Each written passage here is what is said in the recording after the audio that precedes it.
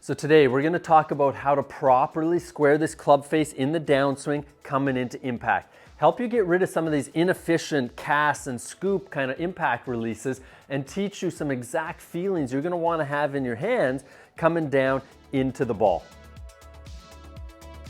All right, so in this video we're going to be focusing on this part of the swing into impact, the area of the swing that drives players crazy because so many times they're scooping and casting, which loses shaft lean, hits the ball up in the air, chunks it, all sorts of things. So we got to learn and understand how to properly be closing this face while compressing that ball.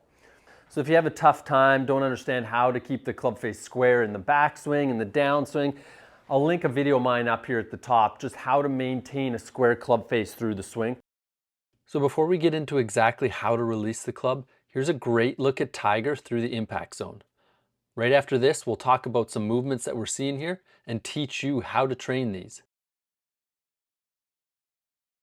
So what you would have noticed there, kind of watching Tiger in the downswing, it's kind of facing out in front of him, and then that glove is starting to turn down and it's starting to face over in this direction, but it's also partially turning down towards the ground. And so what that is this motion, rotating the shaft in this direction, not trying to square the face like this, that velcros up to the sky, this. So that's getting this more bowed or flexed position in that lead hand.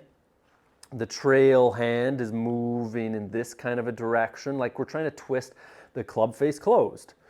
But what you'll notice is when I'm doing that, I'm able to have my hands nice and forward, shaft lean, and I can still close that face a lot. Coming down, rotating the body, hands are moving towards the target, and I can twist that club in this direction. Tons of shaft lean. I can compress that ball. So some feelings here that you might want to have.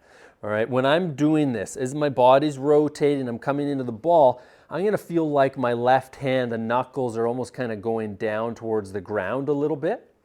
My right hand, my trail hand, the thumb is twisting the grip in this direction. I feel kind of my index finger and my thumb twisting in that direction.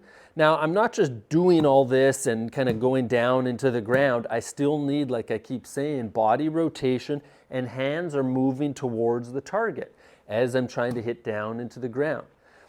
That kind of action of twisting that shaft in that direction there, now I can square that face with plenty of shaft lean. I didn't need to try to do this to try to square the face.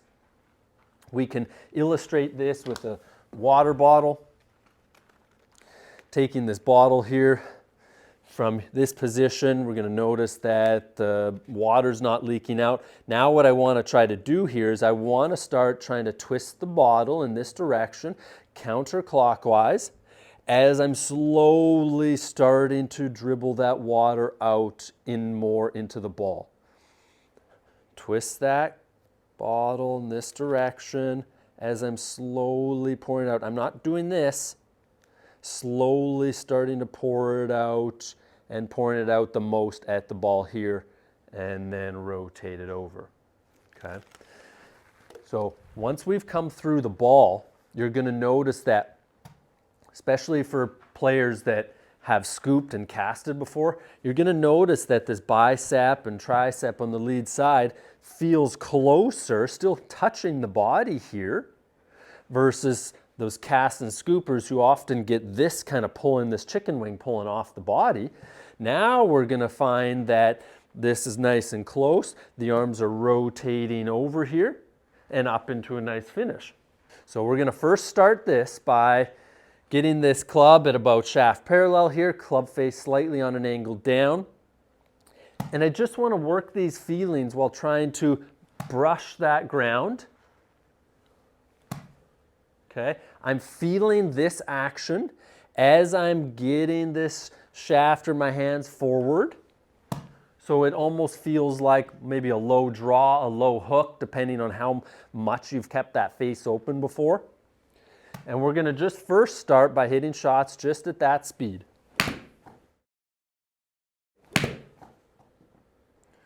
So really focus on that feeling of rotating around the shaft in this direction as you're coming down into the ball. It takes a little bit of time to develop that good sensation and where that low point, the contact, is going to be.